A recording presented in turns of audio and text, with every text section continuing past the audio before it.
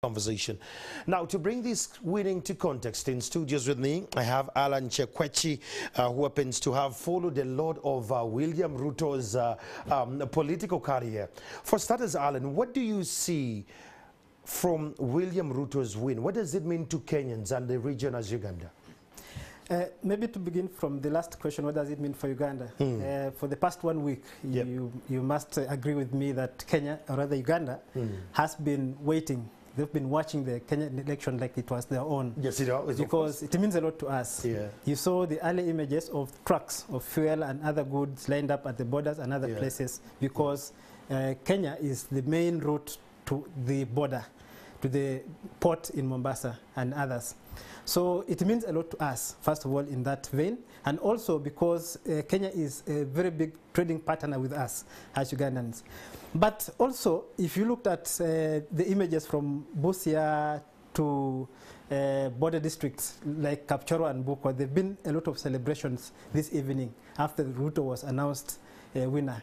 That tells you alone that there's a lot of interest in the Kenyan politics in Uganda. There have been also so many people in Kampala who have been waiting for that election, like their life depends on it. Of course, so especially it is, the traders. Yes, so trade, everything, friendships, relations, everything really depends on that. Well, when we come to Ruto, you have followed him quite for a lot of time. We need to understand, what do you see, given his previous positions, what do you see? And when we go to the bottom-up economic model, will it work? First, I believe William Ruto will want to prove a point. Because there have been a lot of issues about whether they performed in their second term or not. And he has given an excuse that he was pushed out of government in that second half of their 10-year term.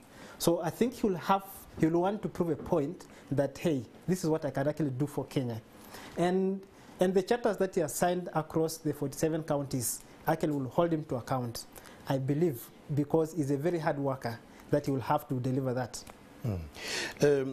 Let's talk about this entire election. Do you think it's threatening the godfatherly dynasty kind of politics in the region, that if someone endorses you here? The other day we saw President Uhuru Kenyatta saying, like it or not, Raila Odinga is going to win. Has he disrupted the status quo? Very much so. Actually, I listened to him an hour ago before I came here, and he said that there's been a lot of talk and conversation that he wouldn't go anywhere, that he wouldn't be on the ballot, that he wouldn't win because of the state machinery. But if you listen to him throughout his campaigns, he said, I've been deputy president of this country, and if there was a deep state, then I will know it. And he says there's nothing like a deep state, there's nothing like a system. And that this election, and he made this declaration in early 2020, January 2020 to be particular. He said, there is no one who is given that seat freely. You must work for it. And that actually explains why he has campaigned very vigorously across the country. And to answer your question, this has actually democratized the space. I think everyone in Kenya now thinks or believes that they can contest and win the election fairly. Especially given the platform that the IEBC gave them.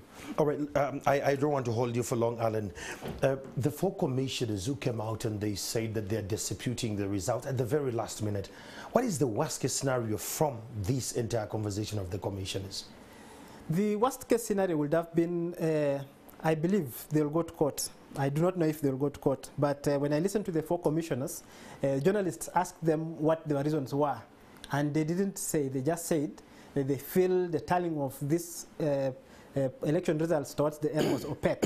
Now, OPEC does not tell us what it was really. And then, when they were nudged further to explain, they said they will issue a statement. I do not know how much that statement will hold water.